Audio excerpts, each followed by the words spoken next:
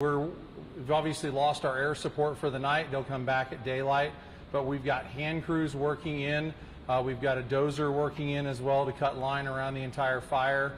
We also have structure protection crews on structures that were or are threatened right now. We know what we have at this point is that the fire grew to 60 acres by the end of daylight. We did not lose any structures throughout the fire. Crews did a great job of stopping it. We did have 2 structures where the fire came within 50 feet or so, but they were able to stop it.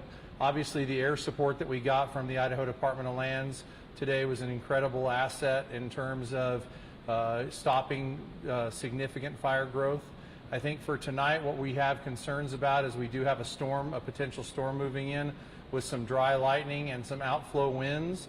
And there's a very little chance of precipitation or meaningful precipitation in it, so we're very concerned about our fire chances growing overnight with those winds, and so we're working hard to make sure that those structures stay protected and the fire stays as contained as possible. We don't have a percentage of containment yet.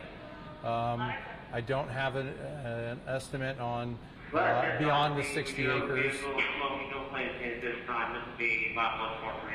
I do think that we're going to have a command briefing again at 6 o'clock in the morning. We'll obviously do another media briefing following that at 9. As far as evacuations, we did leave some evacuations in place tonight. Those maps have been updated on the Kootenai County Office of Emergency Management website. Please look at that. The reason we left those evacuated is at night it's very hard to get a hold of people and get them re-evacuated, and so we were very concerned about making sure that those people did not return home and we didn't have a way to get them evacuated should we have needed to in an emergency. So you mentioned to me earlier today that in terms of resources you were feeling fine if another fire broke out here tonight, how are you feeling like that? I'm still feeling like, I mean, we've got a big fire in Hayden Creek tonight, you know, up the Ridge Creek fire, which is northeast of Hayden Lake.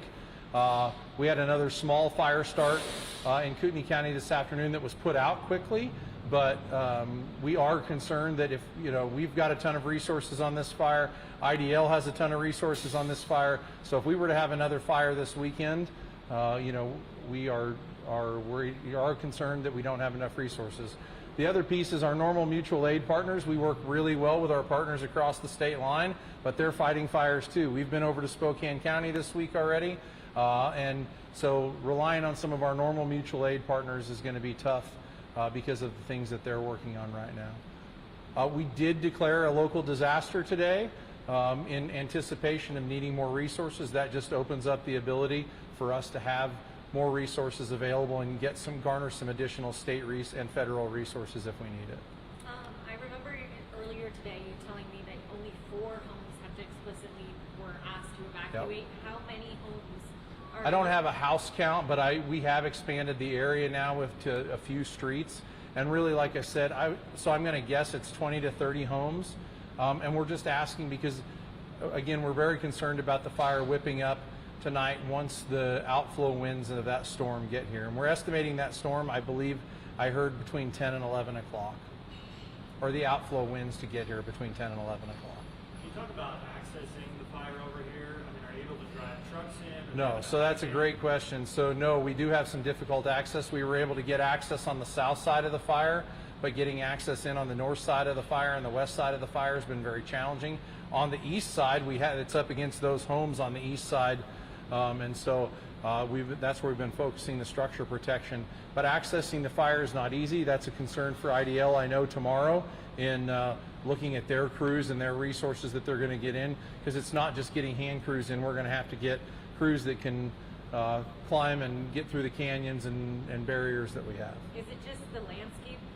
It's very much the landscape. We have a big canyon in there, and so we're dealing with a rocky, hilly, canyon-y terrain. I've had quite a few people ask me what started this. Do you have any? We have not even begun the investigation process. You know, I think we've kind of just based on initial footage and drone pictures that we got, that we know exactly. We kind of have a spot where we feel it started, but we have no idea what started the fire. And we won't get investigators in there until it's cool and we're sure it's safe for them to get in. When I first arrived Central Mountain for Command Fire to take us in overall. And they were saying how people were hanging out at local restaurants, they weren't evacuating.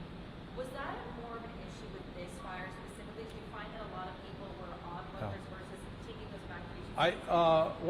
I certainly don't know who was evacuated and who wasn't in those situations. What I can tell you is we did have access issues for our crews and the IDL crews and law enforcement just trying to get emergency vehicles into the scene. So we would once again remind people that if in order for us to get in and have those crews put out the fires, we need access. And so when we have people clogging up the roads with trying to look at the fire, we also want to remind people not to fly drone aircraft. I know people have personal drones, but the second that people put personal drones in the air, we have to stop our aircraft fighting the fire because it becomes unsafe. And you can see what a big difference today the aircraft made. Had we not had aircraft on this fire, we would still be watching a rapid growth tonight. It would probably be well over 100 acres at this point, and we would have lost homes. So we have really got to convince the public that we understand everybody wants to know. We're trying to get good information out on social media. We're doing regular briefings. But we've got to be able to access the fire to be able to put it out. And Rodney, how much of an impact? I mean, the wind was really strong today. How much of an impact is that making on your effort? Well, you could definitely see the fire behavior change as the wind changed. Initially, honestly, at 2:30 or 2:15 when the fire started, we didn't have that much wind. And as the afternoon wore on, the wind picked up, and that's when it really grew. Our first estimate was a few acres, and then it grew to 18 acres, and then all of a sudden it exploded to 60 acres. And that was when you saw that big wind change this evening. And so when we saw that, we really got concerned. The winds died down right now, but again, that storm that's moving in is going to have outflow winds, so we're very concerned that that could cause problems later. Would you say you've stopped it from spreading? Is it growing? I would say it's not growing right now, but I am concerned that it will grow again once we have that weather change. I'm sorry, you may have said this at the beginning, but did you percentage of containment at this point? We do not have a percentage listed for containment right now. How many personnel are on your overnight cruise? I imagine it's not the same. You know what? I don't have a good. I know that we're leaving several hand crews. So we lost again all of our air support.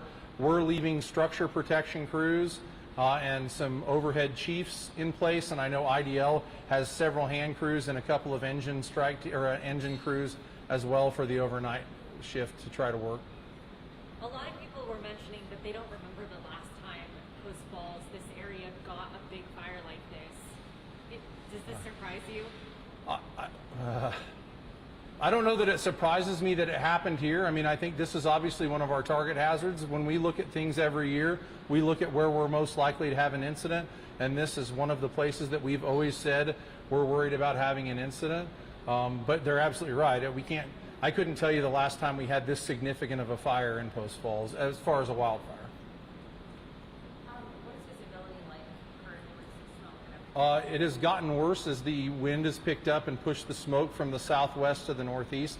It's obviously gotten into town where initially with no wind the smoke was going up vertically. It's now spread through town. We do have some visibility concerns. We've gotten several questions about health concerns. I would say that if you have respiratory problems, we want you to go inside, shelter in place unless you're in the evacuation area.